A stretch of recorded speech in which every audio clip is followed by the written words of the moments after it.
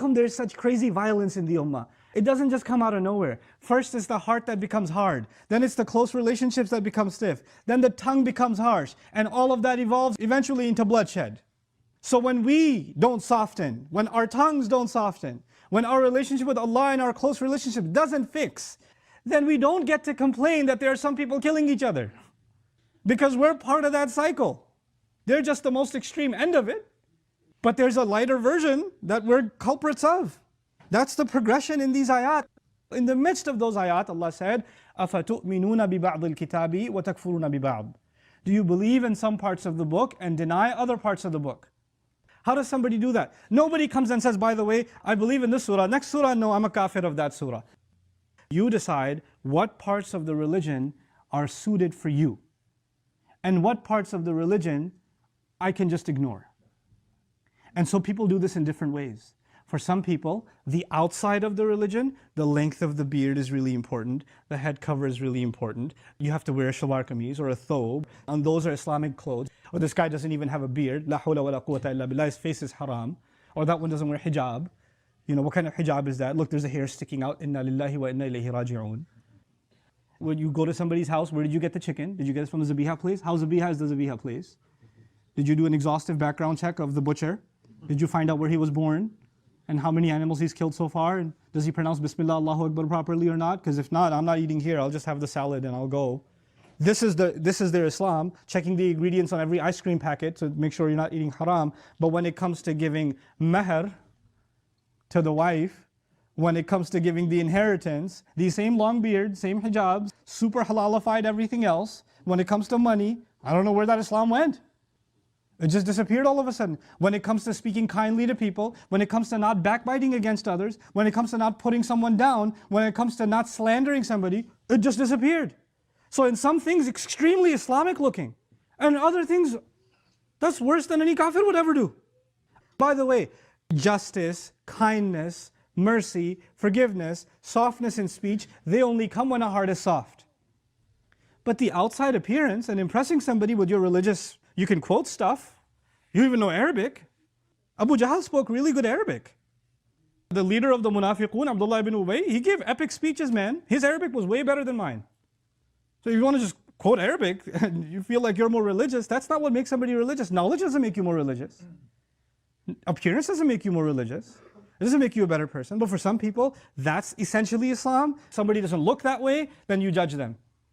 And you don't even judge yourself over the wrong things you're doing in your life, in the way you're dealing with people, even in the way that the prayers have become. You're praying perfectly. You're like, according to my school of thought, the hand should be here, or here, or here, wherever they are. And the entire prayer, looking at the guy's hands next to you, whose hands are a little bit lower, like,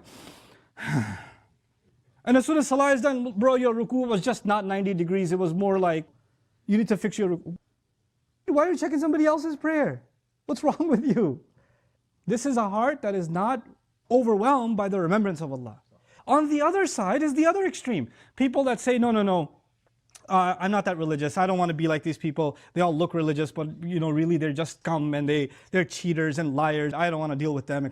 I know what they're all like. Fine, you're not Islamic. You call yourself normal, except when it's to your advantage. So when your son is acting up, you start quoting, in Islam, you have to be good to your mom.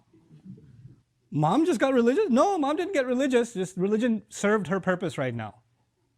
So she quoted it. Or the husband who doesn't even pray, drinks, whatever else, abusive. And the wife speaks up, in Islam, women are supposed to be obedient. Islam? Really? You? Islam? When do you quote Islam? When you can slap somebody with it. There'll be people that have lived a completely non-religious life that are going through a divorce. In the Western courts, it's like the women and men, they get 50-50, right? But Sharia court is going to give you more money. So he becomes religious during the divorce and says, I'm going to go to Sharia court because I don't want her to have, mashallah. This part of the Sharia is very beloved to me. Everything else about Sharia, who cares? This is أَفَتُؤْمِنُونَ بِبَعْضِ الْكِتَابِ وَتَكْفُرُونَ بِبَعْضِ. But let's take a deeper look.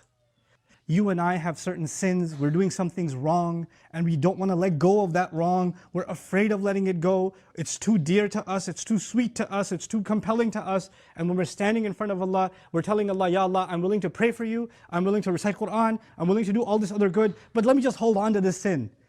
Okay, I'll make up for it with all this other good stuff. بَلَا مَنْ كَسَبَ سَيِّئَةً وَأَحَاطَتْ بِهِ خَطِيئَتُهُ. Somebody who earned a single sin, and that mistake took a hold of him, it surrounded him. Like you start negotiating with Allah, I'll give you all this other ibadah, but this 1, 2, 3 haram things, let me just hold on to them, okay? I'm not dealing with that. You know, at first you maybe even make istighfar for it, eventually you stop even making istighfar for it. Allah knows how I am. At least I do all this other good stuff. This is أَفَتُؤْمِنُونَ بِبَعْضِ الْكِتَابِ وَتَكْفُرُونَ بِبَعْضِ. Believing in some parts of the book, rejecting, denying, ignoring other parts of the book. And so I conclude with the scary conclusion that Allah Himself gives. May Allah protect all of us. He says, فَمَا جَزَاءُ مَنْ يَفْعَلُ ذَلِكَ مِنْكُمْ إِلَّا خِزْيٌ فِي الْحَيَاةِ الدُّنْيَا. لاحظوا قال منكم لا منهم لا من بني إسرائيل منكم. He says, what should be the compensation for somebody who does that among you? Except خِزْيٌ فِي الْحَيَاةِ الدُّنْيَا, humiliation in this worldly life. وَيَوْمَ الْقِيَامَةِ يُرَدُّونَ إِلَى أَشَدِّ الْعَذَابِ. And on the day of resurrection, they will be rejected and taken back to the most intense of all punishment. In other words, this is the worst of Jahannam. وَمَا اللَّهُ بِغَافِلٍ عَمَّا تَعْمَلُونَ. And Allah is not at all unaware of the things that you do. Because these people are supposed to be believers. They're supposed to be ambassadors of Allah's deen. When they take part of the book and they reject other parts of the book, they make the book itself look ugly. They make Islam look ugly. And for so many other people who could have come to Islam, when they see their behavior, they walk away from Islam. As a matter of fact, even their own younger generation says, my parents acted in this way. My uncles acted in this way. They were religious in this, but look at how they behaved in this, and this. I want nothing to do with Islam. You were the reason to push shaitan's agenda onto your own, to spread kufr within your own. What bigger crime is there?